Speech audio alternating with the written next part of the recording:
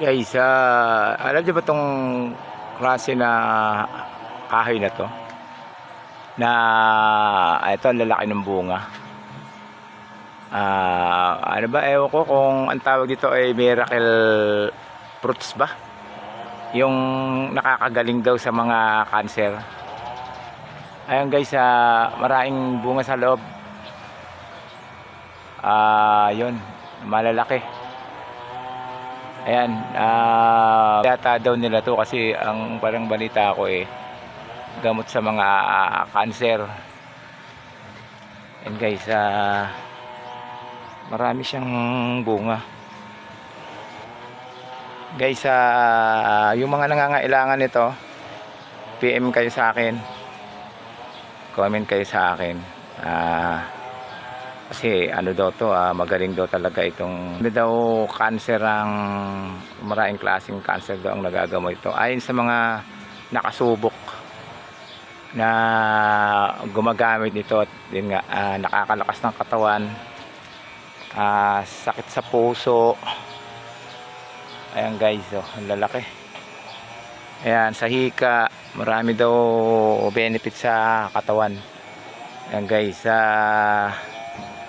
ayan, ang daing bunga. Kung gusto nyong bumili guys, PM kayo sa akin. Mura lang to. Kasi sa mga nagmamarket, sa mga bentahan nito, ang isa depende sa laki, may 500, may 300. Pero guys, maraming nagagamot. Yun, hindi ko nga lang alam kung paano ang procedure ng paggagawa nito. Kasi ang alam ko, kinakatas yata to, tapos iniluluto. O yung iba naman, sariwang katas daw, iniinom na nila. Ayan guys, yung puno niya, daing bunga. Ayan guys, yung gustong bumili nito, i-PM nyo lang ako. Ayan, may makukunan tayo nito dito. Ayan, marami tayong makukunan nito. Ayan, o magpagaling ng sakit, lalong lalo na sa cancer. Ayan guys, hindi lang cancer, immune system. Ayun, sa mga gumagamit, sa mga nakasubok siguro, familiar naman na kayo siguro dito guys sa klase ng miracle fruits na to. Kung titignan mo siya, is para siyang suha yung bunga. Ayan guys, titignan mo parang suha yung bunga, patakam-takam tignan, pero siya pala nakakagamot, magaling pala siya sa cancer. Guys, PM kayo guys sa akin. Ito guys, bunga lalaki, grabe. Ayan guys, ayan, PM kayo sa akin yung mga nangangailangan nito.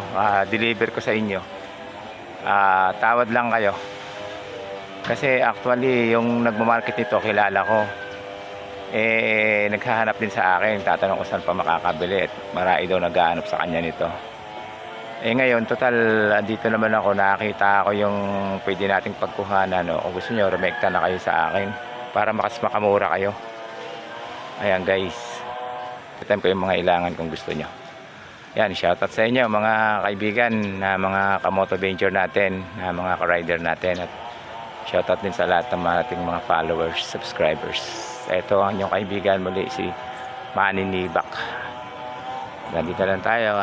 See you to next. Bye bye.